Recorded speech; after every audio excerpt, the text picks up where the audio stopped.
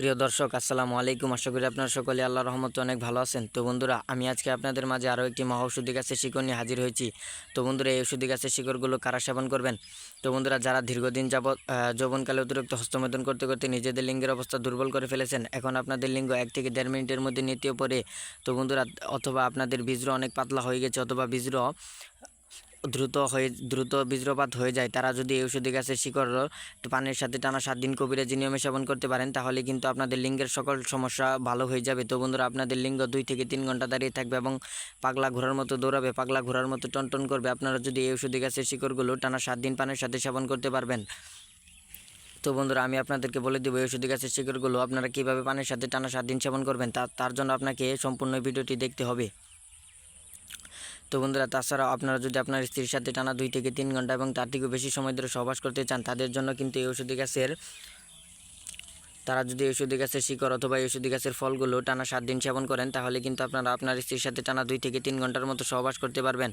তো বন্ধুরা, আমি আপনাদেরকে এই ঔষধি গাছের সাথে পরিচয় করে দিচ্ছি। তো বন্ধুরা, এই ঔষধি গাছকে কিন্তু রসবরী অথবা ফটকা গাছ বলে থাকে। তো বন্ধুরা, এই যে বন্ধুরা ফটকা ফলগুলো দেখতেই পাচ্ছেন, আপনারা যদি এই ঔষধি গাছের 2টি ফল প্রতিদিন সকালে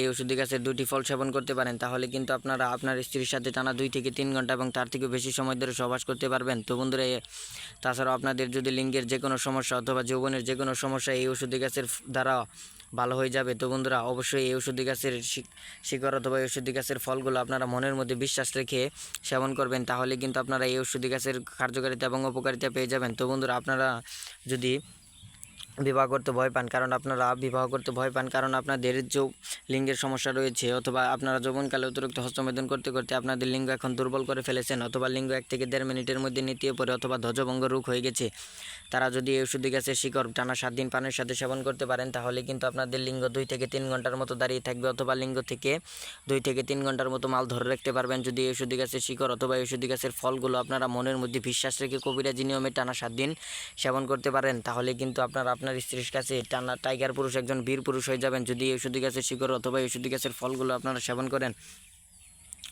তো বন্ধুরা, আপনারা যদি আপনার স্ত্রীর কাছে একজন লজ্জিত পুরুষ হয়ে থাকেন, তাহলে তারা যদি এই ঔষধি গাছের শিকড় পানির সাথে সেবন করেন, তাহলে কিন্তু আপনার স্ত্রীর কাছে একজন টাইগার পুরুষ, একজন বীর পুরুষ হয়ে যাবেন। আপনি আপনার স্ত্রীর সাথে বিছানায় ঝড় তুলতে পারবেন যদি এই ঔষধি গাছের শিকড় পানির সাথে সেবন করে সহবাস শুরু করেন।